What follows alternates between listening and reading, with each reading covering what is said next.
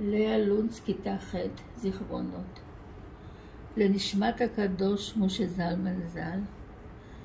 לפנות ערב, כשהשמש עומדת בשיפולי הרקיע, הוא עולה על העגלה. בידו האחת הוא מחזיק את המושכות, ואת ידו השנייה שם על מותני, והופ, ואני כבר יושבת בעגלה. הוא יושב על ידי ונוהג בפרדות, ומפזם לו בשקט פזמון נוגה, ומדי פעם בפעם מפסיק את הפזמון ומזרז את הפרדות העצלות, דיו, דיו, ושוב חוזר לישיבתו השקטה והנוגה. אך אל תחשבו כי עצוב הוא מטבעו, להפך, תמיד הוא שמח, ורק לפנות ערב מתגנבת לליבו עצבות מעיקה. מביטה אני עליו, פניו שזופים.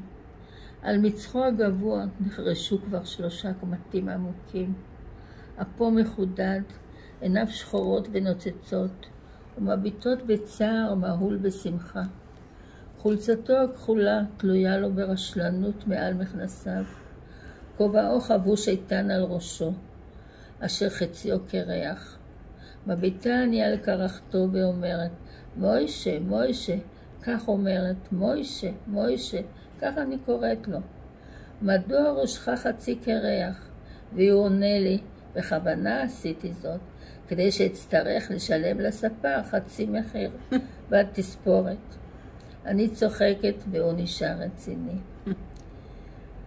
ככה נוסעים אנו ונוסעים עד הגענו לחלקת דשא. הוא קושר את המושכות, יורד מן העגלה, ומוריד גם אותי. הוא ניגש לעבודתו ואני לעבודתי. הוא קוצר ירק ואני כותבת פרחים. מודה אני כי עבודתו קשה היא יותר, אבל הוא גומרה לפניי ומזרזני במילות חיבה. בואי, כבר השמש שוקעת.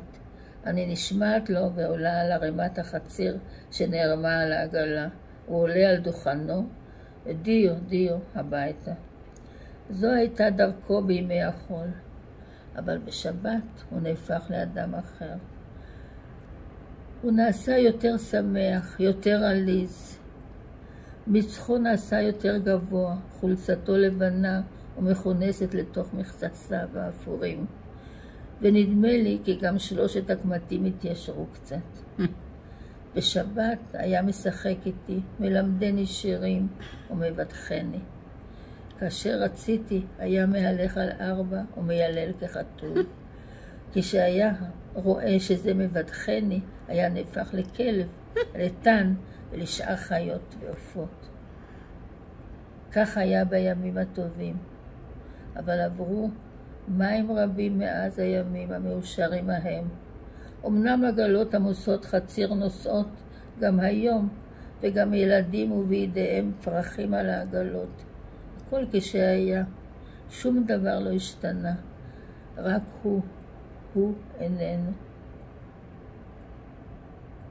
לאה לונץ, כיתה ח'. כיתה ח'.